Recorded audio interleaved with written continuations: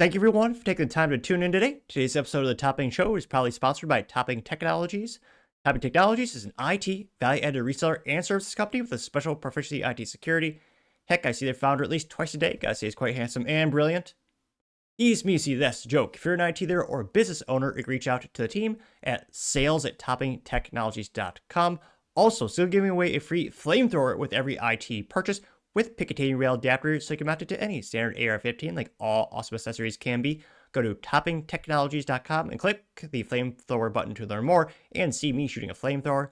And lastly, try to get to 5,000 subscribers by the end of the month, so if you can click that button and tell your friends, I would greatly appreciate it.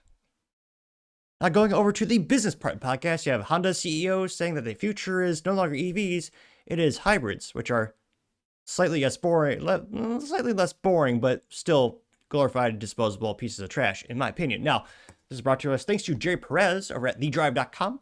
And they say, quote, Honda CEO is all about hybrids now that the EV adoption is, quote, pushed back 5 to 6 years. Well, pushed back even more further than that, hopefully.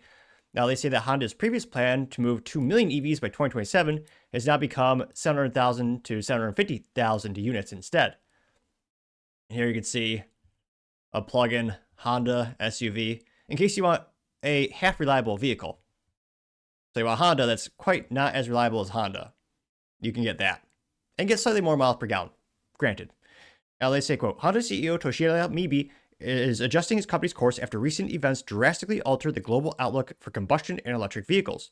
During the company's annual business briefing, Mibe justified slashing Honda's global sales estimate for EVs while expecting hybrid sales to double between now and 2027. Last year announced it expected to grow about 2 million units over the next 2 years. Now it's going down. CEO says, quote, it has become increasingly clear that the environmental regulations which held promise for widespread adoption of EVs are becoming relaxed, mainly in the US and Europe. AKA, the government isn't coercing people to buy EVs, therefore not many EVs are going to be sold. Because again, unless you're a rich person who wants a disposable vehicle, if you're on a budget, why would you buy an EV? That again, best case scenario lasts you 10 years and then it's trash because of the battery. The battery costing more than any other component of the vehicle. That's why I always tell people, if you're on a budget, really can't beat like a 2000 era Japanese car because they seemingly are indestructible going 350,000 miles plus, but I partially digress. He also noted that, quote, in addition, the recent development in trade policies of various countries make our business environment increasingly uncertain. Very true. And sorry, I should put a visual disclaimer for this part of the show because it's mostly anemically boring Hondas. There's another plug-in Honda SUV. That is the Honda Prologue pre-production model shown. Oh, disgusting. I yearn for the era of Honda to make it S2000 again. Is it too much to ask Honda? Just give us a coupe, a stick shift, an internal combustion engine, maybe four cylinders of glory, and a little turbo. Can you do that for us?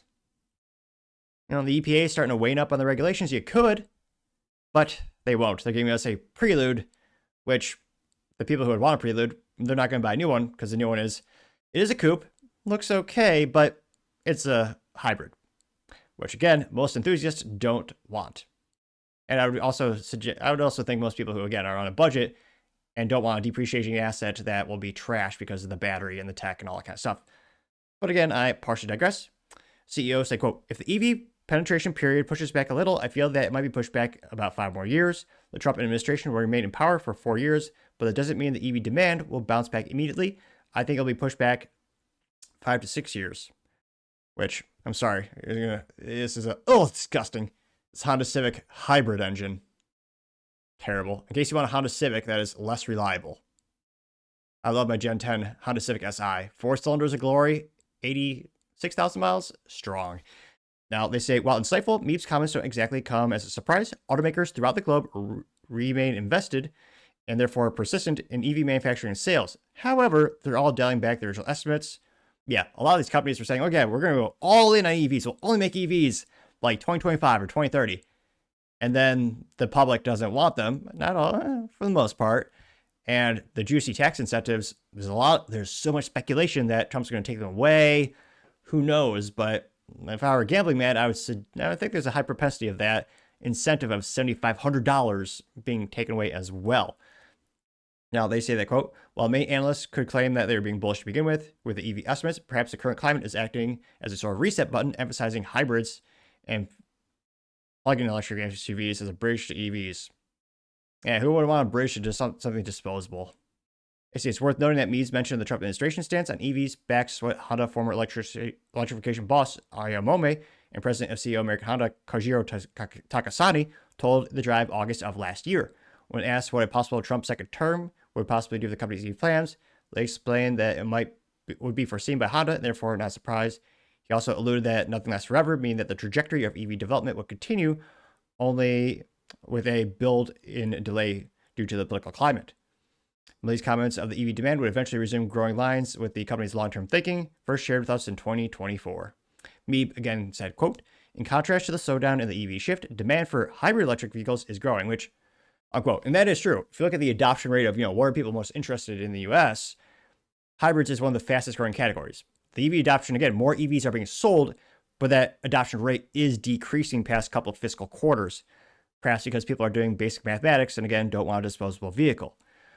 And here's it's a Honda Civic, but it's a hybrid. Ugh.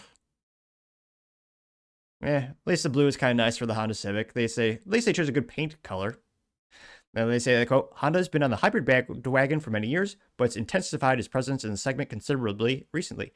Even its racing portfolio in North America is made up of hybrid offerings. Ridiculous. Such as the presence of the IndyCar Series and the IMSA under the Acura brand. They also know that the Indy 500 is being touted as the first hybrid 500 in history. Yeah. Very interesting. Haha, no, it's actually not. Something that Honda is very invested in, specifically from a marketing perspective. They say that rival Toyota's stance on EVs and hybrids have also been drastically different from Honda's, though both companies agree that having a balanced portfolio of vehicles is vital to surviving the current market conditions.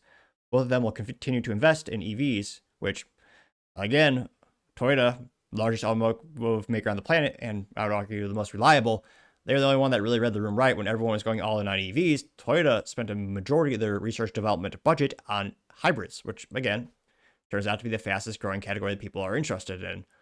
So it's interesting to I was just glad to see that it's one of those things where, yeah, it's nice that they're going to start making some hybrids and de facto keep some of the gas engines alive. But it'll be interesting to see how much the adoption rate continues to decline for EVs, or who knows, maybe we'll have some out of the blue, initiative, or it'll really go trending again. People want EVs, but yeah, hopefully Honda will keep making gas engines for my whole lifetime, and they'll make lots of reliable vehicles. But let me know your thoughts and comments, because as always, be fascinated to hear what you have to say. Thank you everyone for taking the time to tune in today. Again, try to get 5,000 subscribers by the end of the month, so if you can click that button, I greatly appreciate it. Also, give me a thumbs up, thumbs down, or comment. It's a great way to give me some additional feedback, letting me know how I can make the show better and better. Lastly, don't forget to take time to tell your family, tell your friends, tell your coworkers, heck, tell your enemies, tell anyone and everyone. Just stay safe and fight the good fight.